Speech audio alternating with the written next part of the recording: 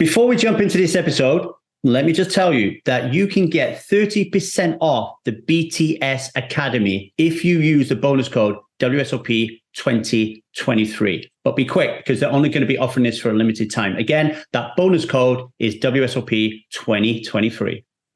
What have you been learning throughout this high stakes duel? I know you're always learning as you go along, but what have you picked up? What have you learned about yourself? What have you learned about poker? What can you share with the people at home? I've learned, for me, I didn't know, the first match was Antonio, and Antonio kept telling everybody he was a 2-1 favorite. I'm a 2-1 favorite. I'm a 2-1 favorite. And, and I didn't think that was the case. But it was nice to win that first match. And, but it was challenging. I need, these players are so great. I need, 6, 7, 8 hours sometimes. I mean, that's how good the structure is that these matches, some of them were 7, 8 hours of play. So this is not like an hour-long match or a 2-hour-long match. This is, could be a 7. I think one of them made it almost 8 hours. Wow. So, I mean, it's grueling because, what did I learn? Just that my instincts are really good. And then you watch back and I say to myself, whoa, I could tell I needed to make a move there. And I was right. And then once you start trusting your instincts, I think that's a huge thing. And, I've always been a guy that trusts my instincts. That's how I've rolled. But it was kind of nice to know that they worked against a lot of the world's best players. Is there a part of this as you get older? There are some people in the poker game that say as you get older, it's more difficult. Some people say as you get older, you get wiser, more experienced. But with your reputation, as you're getting on and you're progressing and playing more and more poker, and you go into something where all the spotlights are on and it's live stream, do you ever worry about reputation and that kind of thing and showing up and whether or not you can compete with the best? Does that come up for you, Phil? You worry about reputation. I mean, I know by now, I know by now that, that I'm a great player. I know if you look just back at the last, 10 months in poker, I'm the only guy with 14 top 10s, but actually top 9s. I'm the only one that's done that in World Series tournaments and, the U.S. Poker Open. So tournaments that I respect. And so no one's even close to that. And so it's kind of cool because I just keep getting there. And that gives you confidence, sometimes too much confidence. And, I also had to skip, 9 or 10 days of the World Series. And I might have made another 1 or 2 had I not had COVID in the middle of the World Series. Had I not gone to the Golden State Warriors Game 1 final game during, the World Series. And so, yeah, so it's hard to not feel like you're a great player when you have kind of the best results, So, that includes just at the World Series, that's a first and now 3 seconds in the last 10 months, so I just keep getting there. And I know you do keep getting there. And I think people are like, what the hell is going on here? And so it does feel good. There's just too many critics out there that have said, oh, Phil's washed up. Phil can't do this. Phil's too old. Phil, and then just to come along, and they begrudgingly give me the greatest of all time in the World Series of Poker. And most of them give me the greatest of all time in poker tournaments. So I kind of have that title. I kind of have that now, but it's one thing to be a legend that just fades into the background. It's another thing to still be getting there. I don't want to be the greatest of all time and just fade into the background. So if you look at my record in the last 10 months, it's better than anybody else's record. So that speaks volumes. It's like you kids say I can't get there. You critics say I can't get there. I'm the greatest of all time, and I'm the greatest today, right now. Yeah, I like it. And what I like about it is, you said about the critics, for example, they seem to have died off, Phil. There was a period of time where the critics came out a little bit. They were like, look, this guy is just lucky. He's one-dimensional. You switch it up. You started doing really well in the mixed games at the World Series. And now I hear some of the best players in the game saying, you have to respect this guy. He's obviously doing things right. His record speaks for itself. Maybe they don't all have the answers and doesn't fit into the perfect solver world, but there's more than one way to play poker, right, Phil? Yeah, it's kind of nice. I mean, it's still slightly backhanded, but not bad. I mean, people are like, Phil, he just keeps getting there. You have to respect that. Then I don't know how he does it. Well, how do you do it? How do you do it? Wow, you got to take your hat off.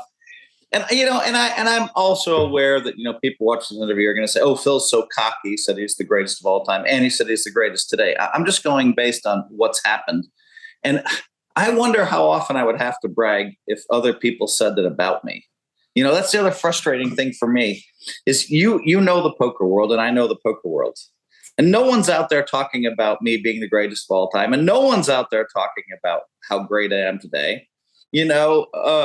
Within our world. And that's an exaggeration. I think a lot of people, thought, wow, 7 final tables at the last series 9 months ago. No one's ever done that before. So I was getting some credit and respect then, but yes, sometimes it's fleeting. Sometimes I feel like it's fleeting, but it's okay. I mean, if I were getting the amount of credit and respect that I felt I deserved, then maybe I'd be too cocky. If I were getting the amount of credit and respect that I deserve, then maybe I wouldn't have a chip on my shoulder still to this day. Is that something that you need or crave, like that sense of approval from your peer group? And if so, who would that peer group be? It's something I've earned, In 1997, a magazine came out and it said that, I was ranked by my peers the best no-limit hold'em tournament player in the world. I was ranked number 1. And that was nice. And, but we knew the rankings were true. There was no bullshit. We knew that, me and TJ Cloutier and Lane Flack had the best results for a while. And so maybe I think that was 97, but it might've been 2001.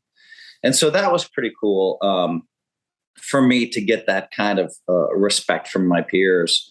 And, but I think, listen, Lee, if you Google who's the greatest poker player of all time, I'm not even sure I appear in the top 9. And yet, everybody's giving me a lot of respect and credit for being that person right now. I've earned that. But you look and I'm ranked like, oh, Phil's, we're not sure if Phil's the greatest of all time. I mean, you Google it and I'm just like, what the fuck? I mean, really? You can't give me the greatest poker tournament player of all time when my results are way up here and there's no one even close? Come on. And so, I mean, it's frustrating, I mean, I told someone was teasing me and they said, oh, you're the greatest poker tournament player of all time. And I said, maybe I've earned that role. And then they Googled it and I'm like, what? They're like, what the fuck? So it's something, it just feels like, I don't know. It just feels like I just don't ever get enough credit or praise, and I'm just like, come on. I think there are different levels to this, right? So I think from my perspective of what I see, if you was to ask every single poker player in the world, like all the professional poker players, to fill in a questionnaire on the 3 legends in poker, right? Like, or the top 5 legends in poker, you're there, right? Like they're going to say Phil Hellmuth is a legend, right?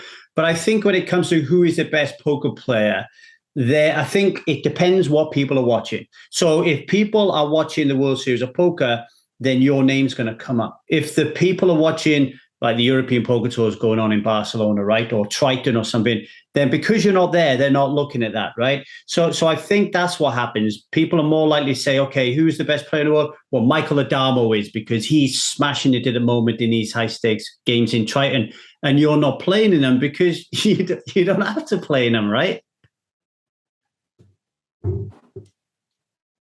It's true. But I'm not even talking about best, but like, I understand when you're talking about the best poker player in the world today, that's a different conversation. You're talking about all time. Yeah, greatest of all time I've earned. You know, Yeah. I mean, come on. Yeah, I mean, there are guys that, you know, there's also guys that lie about me. They said, oh, he's losing at the high rollers. No, I'm up $2 million in the high rollers. And I just had 3 final tables in the last series of high rollers. And I was leading the main event till I got tired and blew it. Had I finished first or second in that main event, which I finished 10th in, at the U.S. Poker Open, I would have won the all-around trophy, and would have been my 4th final table of the series.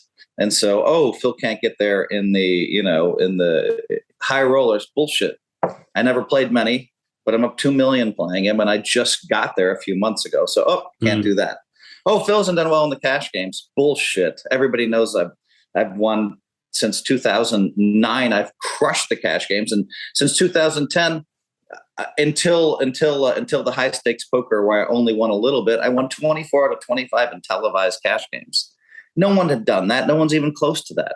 And my peers, the guys that play, you know, the mixed games with me, the 2-400, the 3-600, the 4-800, they have seen me smash. You ask Mike the Mathematician, and he'll tell you that I won 30 out of 32 plays playing in the mixed games, which everybody says, that's impossible because there's not enough skill in mixed games. Bullshit. You know, and so all I've done is just like, I'm top of every list, you know. You look at Daniel Negreanu's, you know, Player of the Year award, right? And, you know, I'm all-time way up on that. But of course, Daniel never, you know, he never puts that list out. And then they recently cut the World Series of Poker all around, you know, like all around, not including, you know, 2010 and 11, where I just crushed it. 11 and 12, 10, 11 and 12, where I crushed it. They started at 13, and then Sean Deeb's way on top. Well, the World Series of Poker is you know, that's a matter of how many cashes you have and a bunch of other bullshit like that. I mean, they have not done a great job of, you know, of capturing exactly what it takes. And I love the World Series of Poker. They're my number one guys. But I think that award needs a little bit of improvement. But if you look at Negreanu's award, which the players themselves set up, I'm number one on that too. And so, I mean, there's all these things that I've done really well at. And so, but then people are always going to come back and say, well, what can we say about Phil that he hasn't done? Well, he hasn't done well in the 100K and over high rollers. Well, I haven't really played many of those in the last 5 years.